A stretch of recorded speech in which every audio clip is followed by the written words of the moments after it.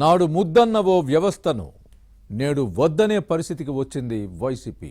అధికారంలో ఉన్నప్పుడు అన్ని కార్యక్రమాలు వారితోనే చేయించడంతో పార్టీకి కేడర్ దూరమయ్యేలా చేసింది నాయకత్వం. గత ఎన్నికల్లో ఆ వ్యవస్థతో పాటు పార్టీ కార్యకర్తలు కూడా వ్యతిరేకంగా మారడంతోనే ఓడిపోయింది.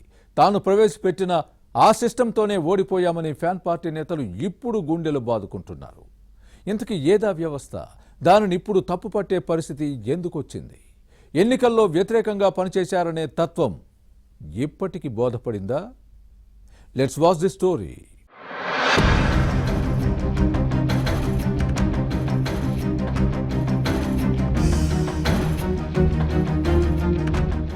గ్రామ వార్డు వాలంటీర్ వ్యవస్థ వైసీపీ హయాంలో ప్రభుత్వానికి సమాంతర సిస్టంగా కొనసాగింది. దీనిని ఎంతో గొప్పగా చెప్పుకునేవారు. ప్రతి 50 ఏళ్లకు ఒక వాలంటీర్ను నియమించి ప్రభుత్వ సంక్షేమ పథకాలు అమలు చేశారు. సామాజిక పెన్షన్లు వీరి ద్వారానే పంపిణీ చేసేవారు. విద్యార్థులకు కుల ఆదాయ ధృవీకరణ పత్రాలు అందించేవారు. డెత్ సర్టిఫికేట్లు కూడా వీరి ద్వారానే ఇచ్చేవారు. అధికారంలో ఉన్నప్పుడు వాలంటీర్ వ్యవస్థను ఆకాశానికి ఎత్తిన వైసీపీ నేతలు ఇప్పుడు వీరితోనే ఓడిపోయామన్న వాదనను వినిపిస్తున్నారు. ఒక్కొక్కరికి నెలకు 5,000 రూపాయల గౌరవ వేతనంతో గొడ్డు చాకిరీ చేయించుకున్నారన్న విమర్శలు ఉన్నాయి. అయితే ఈ వ్యవస్థను ప్రజల కోసం ప్రవేశపెట్టామని బయటకు చెప్పినా అసలు ఉద్దేశం వేరు అని అప్పట్లోనే కామెంట్స్ వచ్చాయి. ఫ్యాన్ పార్టీ ప్రచారం కోసం ఓటర్లలో తమ వారు ఎవరో తెలుసుకోవడంతో పాటు ప్రతిపక్షం వైపు ఉన్నది ఎవరో గుర్తించడం కోసమే ఈ వ్యవస్థను ప్రవేశపెట్టారని ఆరోపణలు వెల్లువెత్తాయి. ఇక కొందరు వాలంటీర్ల అనుచిత ప్రవర్తనను విపక్షాలు వేలెత్తి చూపాయి. గత ఎన్నికల్లో ఈ వ్యవస్థపై వైసీపీ కూటమి పార్టీలు పరస్పరం ఘాటు విమర్శలు చేసుకున్నాయి.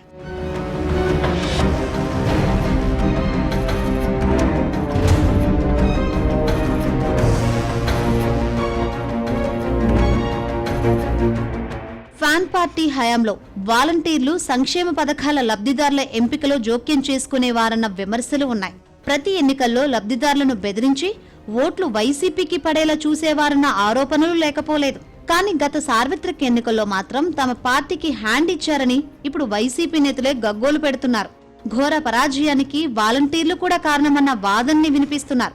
తమకు ఏమాత్రం ఉపయోగపడలేదని, వారితోనే ఓడిపోయామని మాజీ మంత్రి అనకాపల్లి జిల్లా వైసీపీ అధ్యక్షుడు గుడివాడ అమర్నాథ్ ఇటీవల పార్టీ సమావేశంలో చేసిన కామెంట్స్ చర్చనీయాంశంగా మారాయి.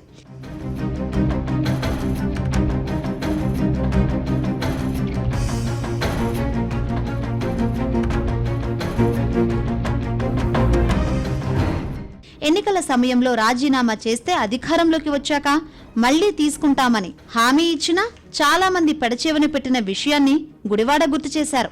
గెజిటెడ్ ఉద్యోగుల్లా వ్యవహరించారని తన ఆక్రోశాన్ని వెళ్లగక్కారు.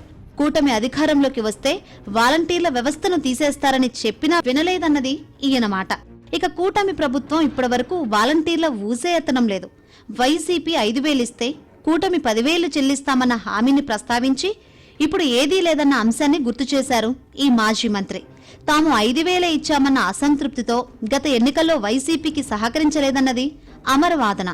10,000కు ఆశపడి చివరికి ఏమీ లేకుండా చేసుకుని ఇంట్లో కూర్చున్నారని దెప్పిపొడిచారు గుడివాడ అమర్నాథ్.